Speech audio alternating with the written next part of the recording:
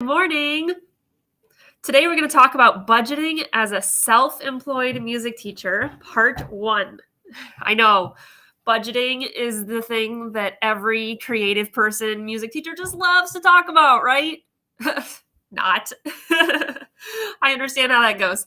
But today we're going to talk about it because A, it's important, and B, I have an event coming up tomorrow that might be helpful for you. So first things first, though, I should introduce myself. Good morning. My name is Andrea Oram. I am a music teacher to pre-K through 12th grade students, lots of them homeschoolers, lots of private lessons, lots of large classes. And I just love being able to help newer music teachers figure out how to do this thing in a way that is successful, whether or not they have a degree. So that's a little bit about me. And the reason why I'm talking about budgeting is because I am self-employed. I'm a freelancer. I teach homeschool classes. I teach private lessons. I teach all these different structures. I teach for community ed. But in all of these different formats, I am technically self-employed. Some of them give me 1099s. Some of them don't give me anything because I'm myself, right? I teach the lessons privately, and so I run the shots and I call the shots, right? So the reason why I'm breaking this into 2 parts is because A, I find it just there's a lot you could talk about. And so I don't want to get too carried away and make these long videos. So these are going to be super short. You can stay tuned for tomorrow's video, will be part 2. And if you want to make sure you don't miss it, you can check it out. I will be putting the video in the new music teacher support and community group. So if you're watching from the group, great. Just turn your notifications on and you'll get notification when I go live so you don't miss tomorrow's video. And if you're not in the group yet, there should be a link in the description of this video from wherever you're watching so you can actually join the group.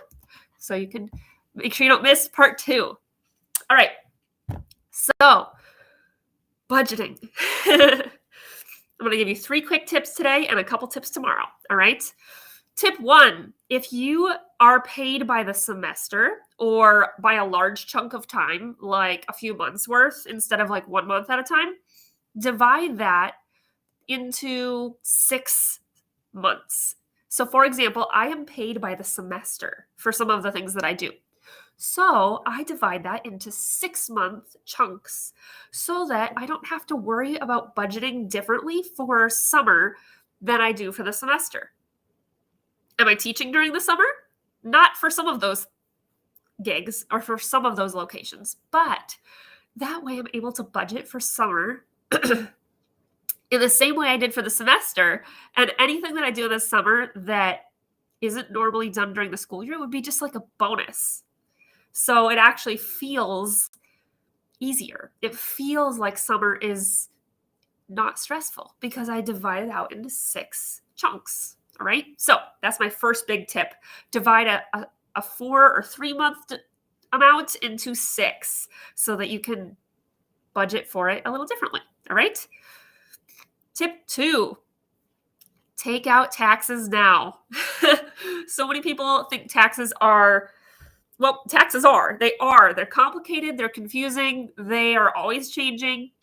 And when you're self-employed, sometimes they're complicated. So I set up a event that's happening tomorrow with my good friend, Carrie Fisher. She is really good with finances and stuff like that, especially with working with self-employed people and teaching us about some of the things that we need to know when we are talking to a tax preparer. So I have complicated enough taxes that I am really happy to pay somebody to help me make sure I find all the deductions that I should take, to make sure I have all of my documents lined up and in my ducks in a row. So she's going to do a workshop with me, an interview tomorrow in the new music teacher support and community group to talk about how to find a tax preparer that's actually going to help you. And she's going to give us questions to ask them so that we make sure we find somebody that's the right fit for us. Because just letting you know, there are people out there that will not be helpful, even though they may have the letters after their name that are the right letters. They might not be the right fit for what you're looking for. Okay, so that's happening tomorrow, but I want to tell you now, take out taxes now. So even though I do deductions and stuff, I estimate this month how much in taxes I might have to pay for this month's income, and I take that out and I set it aside now. Then at tax season, I'm actually usually pleasantly surprised that it's less than that amount.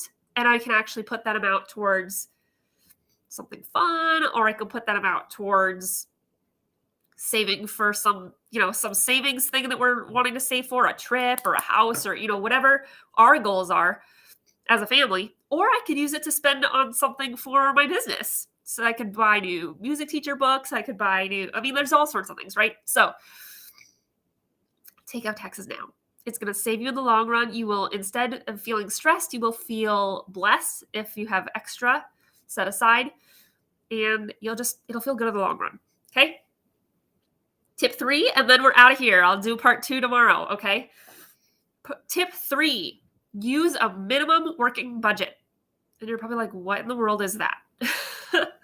Well, I have a minimum amount that I know that I'm going to make each month. Usually that is, for example, 1 student less than I'm actually teaching. And I start with that amount of budget as far as what we need for the month. And then if we have more than that, then of course I can budget for that, and I can find savings or spending categories for that extra money. But that way, if I lose a student unexpectedly, I can prepare for that without feeling like it hits me right away. Or I have time to find a new student to replace that time slot in my schedule, right? So my minimum working budget is less than we actually make each month, but it's a realistic number that I'm used to seeing. So this also works for my husband's income because he is sort of salaried, but it's by units. So he's an occupational therapist. So it's sort of partly hourly, partly salaried. And I know some months he makes this minimum amount. So I always budget for that minimum amount that he makes. And then if he brings in more than that, then it's just like bonus, which feels fun and exciting rather than having to go less than what I thought it was going to be and then feeling stressed because that's not what I had budgeted for.